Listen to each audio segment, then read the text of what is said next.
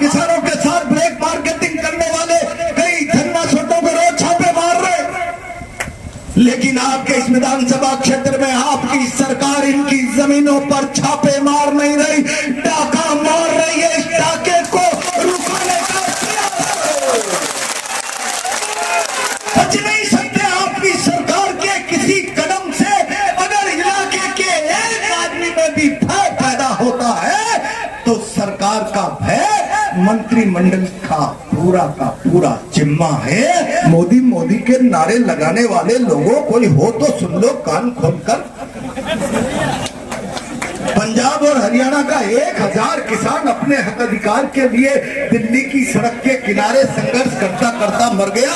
और 2015 में जब भूमि अधिग्रहण कानून को संशोधन किया तो मनमोहन जी ने कहा था 70% किसानों, 80% आदिवासी क्षेत्र के लोगों की सहमति के बगैर कोई सरकार भूमि का अधिग्रहण नहीं कर सकती। हो सकता है ये किसान भ्रम में हो, मैं भी भ्रम में हूं।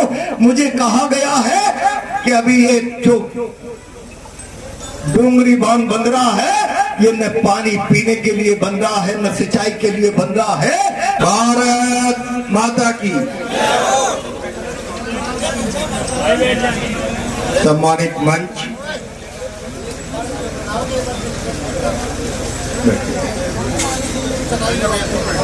मेरे सामने उपस्थित मलारना डूंगर क्षेत्र के आसपास के गांव से आए हुए महानुभाव, माता और बहनें, मैं पिछले कई दिनों से लगातार सोशल मीडिया और अखबारों में देख रहा हूं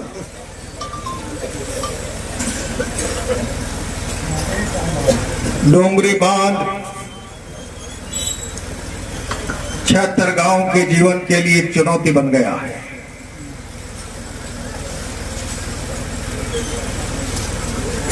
लगातार कई दिनों से चल रहा था। 27 तारीख को मकसूदनपुरा में मीटिंग होने वाली, पहले भी 2-4 बैठ गए। तब मैंने कल चलाकर ही कहा आखिर समस्या क्या है। न नेता है न नेतृत्व, जनता जुट रही। और मैं जब आज आ रहा था तब मैं 3 किलोमीटर दूर से मोटरसाइकिल से आया। और ये मैं आपको बता नहीं रहा, मैं इस मंच में खड़े होकर राजस्थान के मुख्यमंत्री को कह रहा हूं, मुख्यमंत्री जी, ये लोग जो मेरे सामने खड़े हैं, जो रेल सड़कों पर किलोमीटरों तक लग रहा है, ये भारतीय जनता पार्टी द्वारा लाया गया कोई जन समूह नहीं है किसी नेता की सभा के लिए। ये अपने जीने के हक अधिकारों के लिए, न्याय और इंसाफ मांगने के लिए, सरकार के सामने गुहार लगाने के लिए स्वयं वो खुद ब खुद लड़ने की मानसिकता बनाकर चलकर आया हुआ जन समुदाय। राजस्थान के मुख्यमंत्री जी, इनकी पीड़ा को समझने की चेष्टा करो। मैंने कल परसों आपका बयान पढ़ा था, नवनेरा बांध भर गया है, बीसलपुर बांध भर गया है, प्रकृति की कृपा हो रही। राजस्थान की धरती सच्चे श्यामला बनेगी, राजस्थान खुशहाल होगा। केवल खरीफ की नहीं, रबी की फसलों में भी हम पर्याप्त मात्रा में पानी पा पाएंगे, ऐसी कृपा हो गई। मुख्यमंत्री जी, आप भी जश्न मना रहे हो। राजस्थान की धरती उर्वरा सच्चा श्यामला बनने जा रही है और 76 गांव का व्यक्ति अपनी से श्यामला उर्वरा धरती छीनने की चिंता में चिंताग्रस्त होकर सड़क पर बैठा हुआ। कौन करेगा इसकी चिंता का समाधान? एक तरफ राजस्थान का किसान खेत में फसल बो रहा है, सपनों का ताना बाना बन रहा, पानी ठीक है, फसलें ठीक होंगी। सरकार भी गान गा रही, बांध भर रहे हैं, पानी पी के राजस्थान खुशहाल हो। हम चाहते हैं सारा राजस्थान खुशहाल हो, लेकिन उस खुशहाल राजस्थान का एक हिस्सा बदनसीबी पर नहीं रोके, अपने सामने आने वाली चुनौतियां खतरा बनकर भय का वातावरण उनके जीवन में उपस्थित नहीं करे। डूंगरी बांध भय का कारण बन गया। मैंने आज कुछ लोगों से बात की,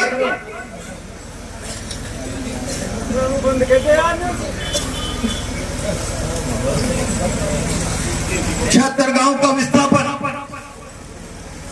और मुझे कहा गया 76 गांव का विस्थापन तो केवल डूंगरी बांध बंधने के लिए भाव क्षेत्र के कारण किया जाए, और इसके बाद डेट लाइन पर दिल्ली बंबई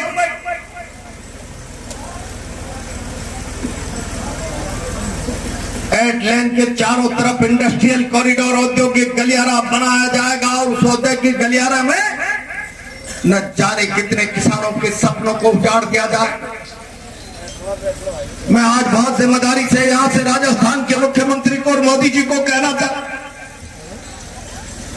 विकास के नाम पर किसी को अपने घर से, परिवार से, संपत्ति से, पशुधन से महरूम करना शासन को लगता है हम विकास के रास्ते पर आगे बढ़ रहे हैं, लेकिन जब किसी का मकान टूटता है, किसी का पशुधन गांव छूटता है, तब पुरखों की विरासत से उसका बंधन टूटता है। न जाने कितने सपने टूटते हैं, न जाने कितनी सुनहरी यादें, न जाने कितनी पीढ़ियां उसके परिवार की वृद्धि हुई है, वहां पर मंगल गीत गाए गए, वहां पर न जाने कितने लोग पैदा हुए हैं, किसी के हाथ मिले हुए हैं, वो सारी यादों का खून होता है मुख्यमंत्री।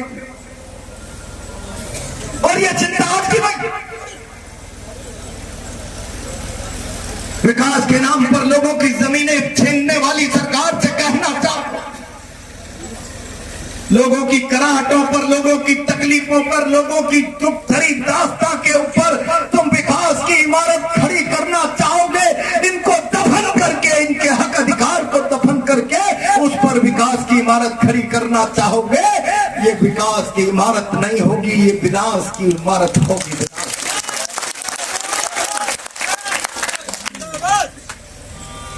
1894 में अंग्रेजों ने कानून बनाया था, हम रेल लाइनें बिछाएंगे, सड़कें बिछाएंगे, कुछ और करेंगे, देश के किसानों की जमीनें छीनेंगे।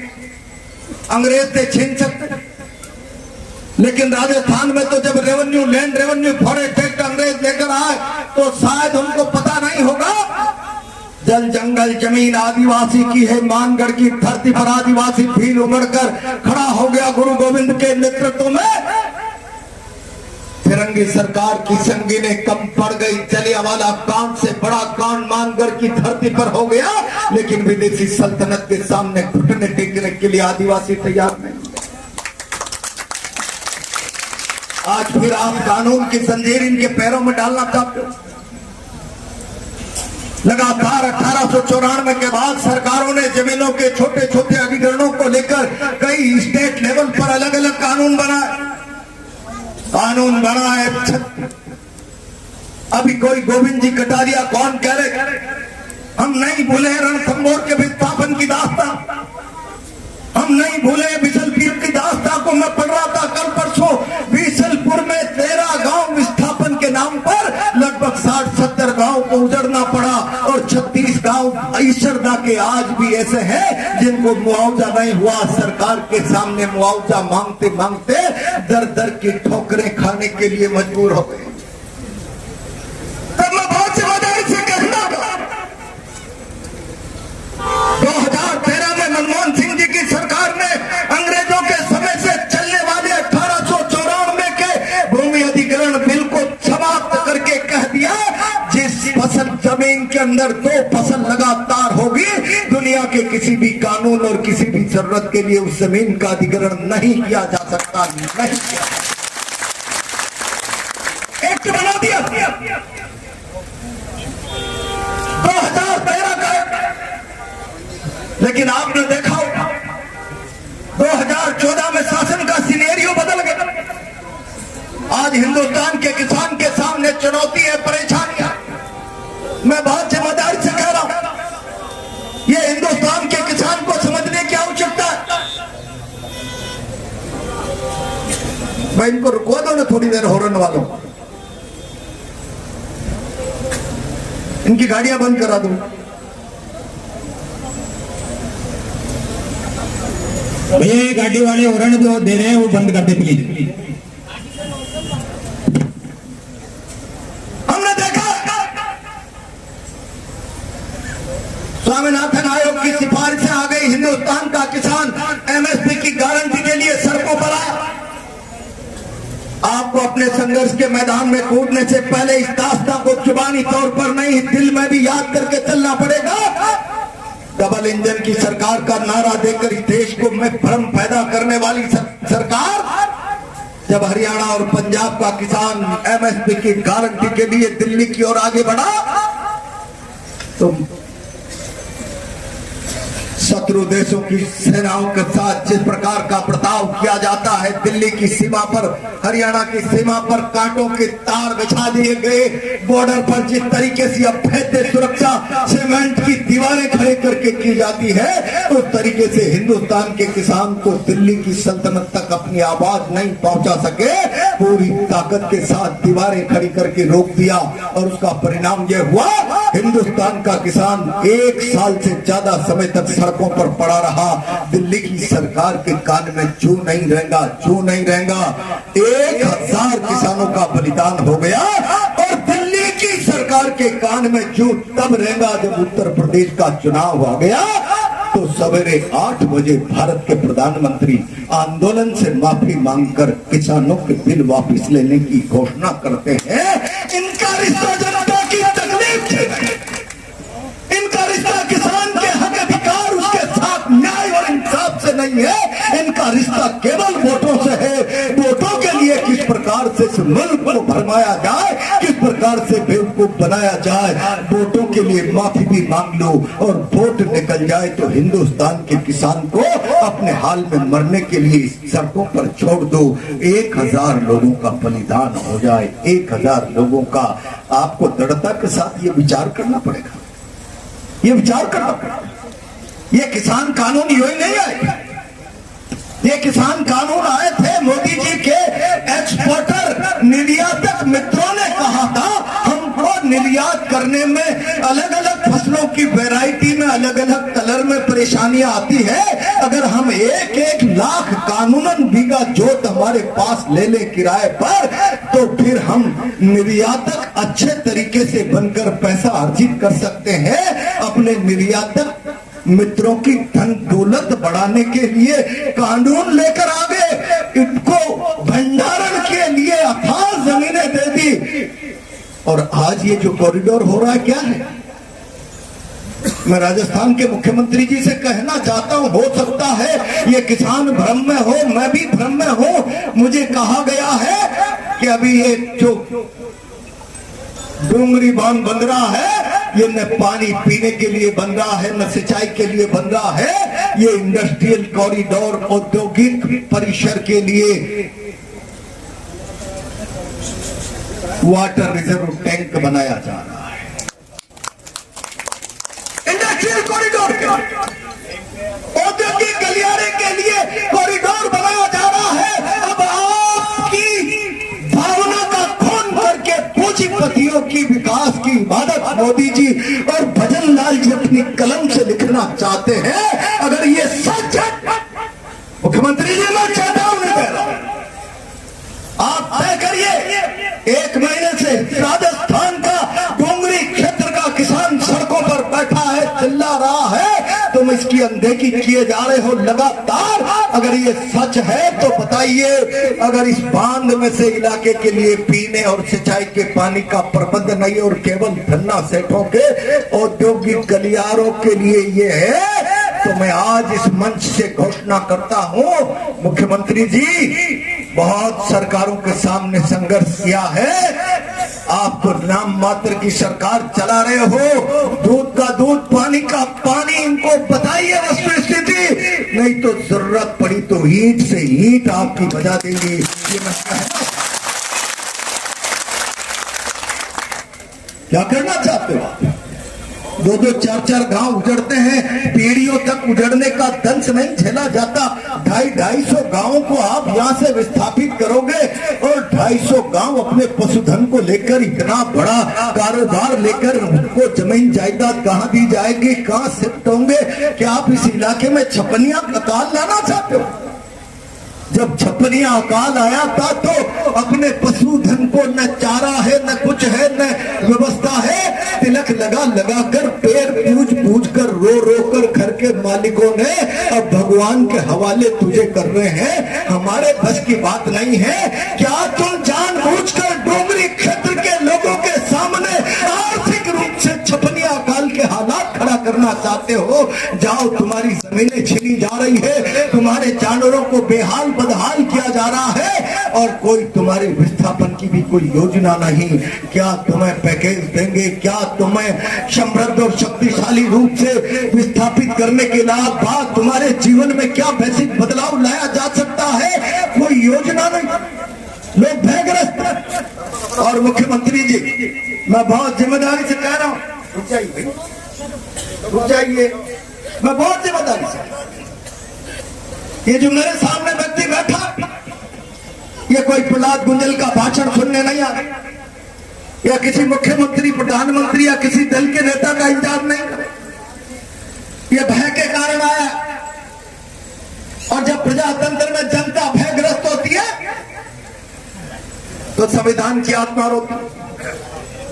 सरकारें प्रजातंत्र में जनता की सुरक्षा की गारंटी है, भय का कारण नहीं बननी चाहिए। सरकार का एक एक कदम जनता में सुरक्षा का भाव पैदा करने के लिए, न्याय और इंसाफ के लिए होना चाहिए।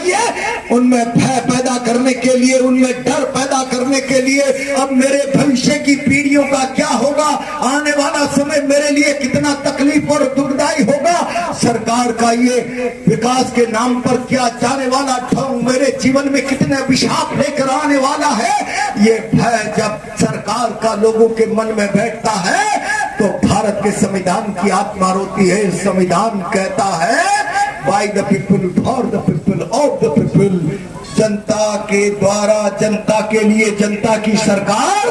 और यही संविधान की ताकत है, यही सरकारों की ताकत है, ये जनबल ताकत है, जन विश्वास ताकत है। इनके भरोसे का कौन मत करो, भरोसे को भय में मत करो, नहीं तो इस डोंगरी बांध की जगह किसी गंगा जी में आपकी सरकार को उखाड़ कर फेंक देंगे।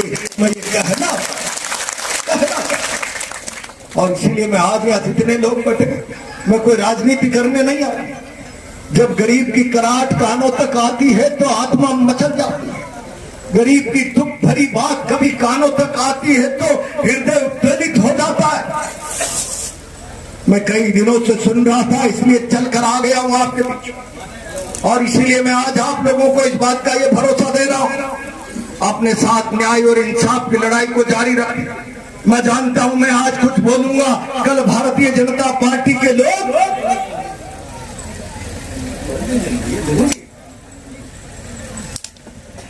भारतीय जनता पार्टी के लोग टीआरसीपी तो 10 जिलों का प्रोजेक्ट, प्रहलाद गुंजल जैसा राजनीतिक क्षेत्र का व्यक्ति इस राजस्थान के महत्वाकांक्षी प्रोजेक्ट का विरोध कर रहा है। मैं राजस्थान के मुख्यमंत्री से कहना चाहता हूं, मुख्यमंत्री जी, मैं ईआरसीपी का विरोध नहीं कर रहा हूं, मैं विकास की किसी महत्वाकांक्षी योजना के खिलाफ नहीं। और अगर आप राजस्थान के मुख्यमंत्री हैं तो 2004-5 के प्रहलाद गुंजल के भाषणों को निकालिए। तब तो आप भरतपुर की एक साधारण पंचायत के सरपंच हुआ करते थे।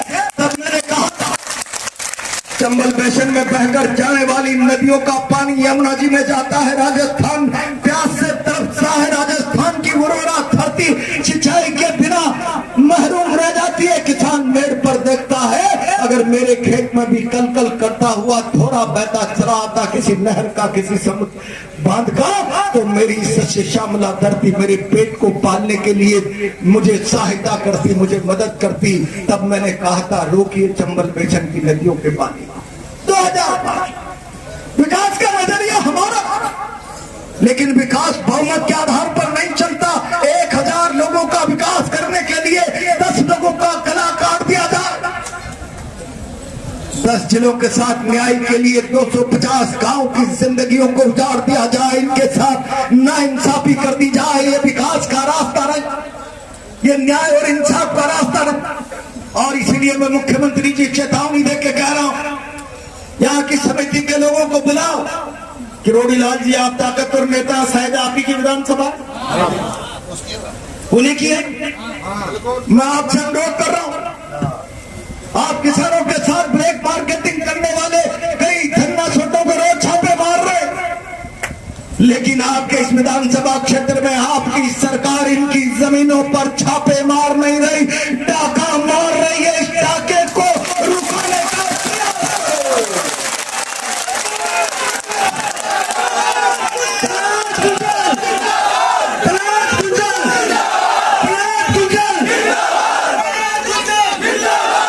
किरोड़ी लाल जी, आपकी सरकार डाका डाल रही है, डोंगरी क्षेत्र के लोगों के भविष्य के सपनों के ताने बाने पर डाका डाल रही है।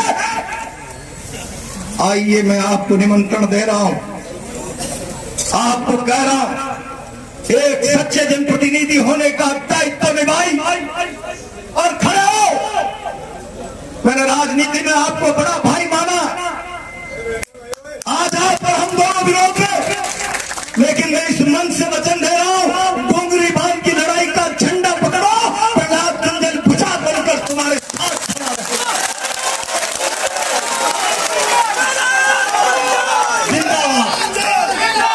लेकिन आपकी सरकार डोंगरी बांध के किसानों के भविष्य के सपनों पर, तानों बानों पर, इसकी जिंदगी जमीन पर डाका डालती रहे और किरोड़ी लाल जी जैसा समृद्ध शक्तिशाली नेता अपनी चश्मा के नंबर बदलकर चुपचाप बैठा रहे। भविष्य आपको भी अपराध अपनी डायरी में लिख देगा, गुनाह के रूप में आपकी चुप्पी को लिख देगा। मैं आपको बड़ा भाई मानकर आगाह कर रहा हूं, आपसे निवेदन कर रहा हूं, हो सकता है ERCP 10 जिलों नहीं, लेकिन आप ERCP पर एक कदम आगे बढ़ने से पहले अगर 250 गांव के सपने छीनना चाहते हो, तो इनके साथ न्याय और इंसाफ की आपकी रणनीति क्या है, योजना क्या है? जब तक इस टेबल पर बैठकर फैसला न हो, एक कदम आगे नहीं बढ़ने दिया जाएगा। एक कदम। और मैं आज आपसे कहना चाहता हूं, मोदी मोदी के नारे लगाने वाले लोगों, कोई हो तो सुन लो कान खोलकर। पंजाब और हरियाणा का 1000 किसान अपने हक अधिकार के लिए दिल्ली की सड़क के किनारे संघर्ष करता करता मर गया। और 2015 में जब भूमि अधिग्रहण कानून को संशोधन किया तो मनमोहन जी ने कहा था 70% किसानों, 80% आदिवासी क्षेत्र के लोगों की सहमति के बगैर कोई सरकार भूमि का अधिग्रहण नहीं कर सकती। जब तक जन पंचायत में 80% आदिवासी क्षेत्र में, 70% आम क्षेत्र में जब तक सहमति नहीं बन जाती। मोदी जी पता ही नहीं इस मुल्क। मैं तो आज कानून पढ़ रहा था, मेरे साथ कोटा से एक विद्वान अधिवक्ता हरीश शर्मा आए हैं। मैं उनसे कह रहा था, जरा देखिए, ये मनमोहन सिंह गवर्नमेंट का एक्ट मेरे हाथ में है। 2013 के भूमि अधिग्रहण अधिनियम में लिखा है गांव की सहमति के बगैर भूमि अधिग्रहित नहीं हो सकती। तब वकील साहब ने निकालकर मुझसे कहा 2015 में मोदी जी ने उसके ताला लगा दिया, काला फेर दिया। हम जब चाहेंगे, जब हमारे पूंजीपति मित्र अडानी अंबानी की फैक्ट्रियां बनाने के लिए किसानों की जमीन छीन लेंगे। इसके लिए कोई सहमति की जरूरत नहीं है। क्या अभी मोदी मोदी लगाने की जरूरत है? और इसलिए खम कर चुनौती दो। आओ, जब तक हमारे साथ न्याय और इंसाफ की बात इस साजन पर बैठ कर तय नहीं हो जाती, डोंगरी की दिशा में एक कदम बढ़े तो इलाके के लोगों की लाश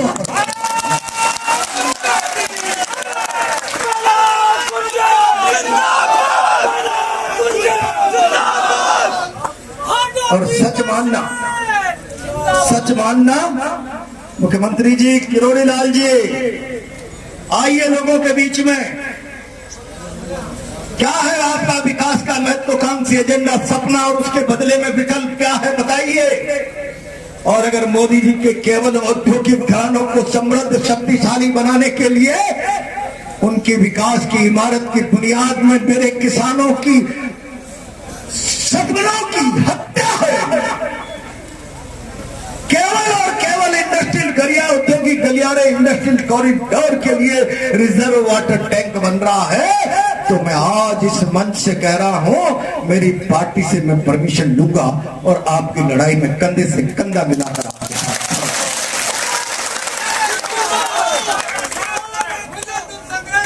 पर कल देखो, कल ये भारतीय जनता पार्टी के लोगों का कल बयान भरतपुर से आएगा, कल धौलपुर से आएगा, करौली से भी आएगा। 10 जिलों की महत्वाकांक्षी परियोजना का विरोध कांग्रेस के नेता प्रहलाद गुंजल ने करना शुरू कर दिया। मैंने किसी महत्वाकांक्षी योजना का नहीं, आपकी महत्वाकांक्षी योजना में मेरे डूंगरी के 250 गांव के परिवारों के सपनों का खून हो रहा है, उसके साथ न्याय की बात की है, उसके साथ इंसाफ की बात कर रहा है। और जब तक आपके पास उसके साथ न्याय और इंसाफ का एजेंडा स्पष्ट नहीं होगा, आ जाओ। कितने तोप तमंचे हैं, कितनी ताकत है, कितना हौसला है। किसान जब हाथ में चेड़ी लेकर निकलता है ना, तो पुलिस के डंडे की एक चोट लगती है, चेड़ी की 2 लगती है। मुख्यमंत्री जी कहना चाहता है, हम अराजकता के समर्थक नहीं है, अवस्था और हम जंग नहीं चाहते व्यवस्था से। प्रजातंत्र है, हमारी बनाई हुई व्यवस्था है। जनता ने जनादेश देकर मुख्यमंत्री बनाया है, भले पर्ची से अमित शाह जी ने अपना नाम लिखा, लेकिन जनादेश हमारा है। और इसलिए ये केवल हमारी बात नहीं, सरकार की नैतिक जिम्मेदारी बनती है वो हमारे भविष्य के सपनों के साथ किस तरीके से इंसाफ की इबादत लिखना चाहती है, जरा इसको स्पष्ट करो। कुछ 2-4 दिन में आज मैं आया हूं तो हलचल तो हो, नहीं हुई तो फिर आगे देखेंगे, आगे बढ़ेंगे। और हलचल हो तो आदरणीय किरोड़ी लाल जी जरा बताइए आप क्या क्या योजना है, उसके बदले में क्या है। यहाँ पंचों के गले उतरेगी तो फिर बात मानेंगे, पंचों के गले इस जाजम पे नहीं उतरी तो फिर तो करो। और मुझे मेरी पार्टी में बात कर लेने दो तो भाई मेरे को तो कूदना ही पड़ेगा।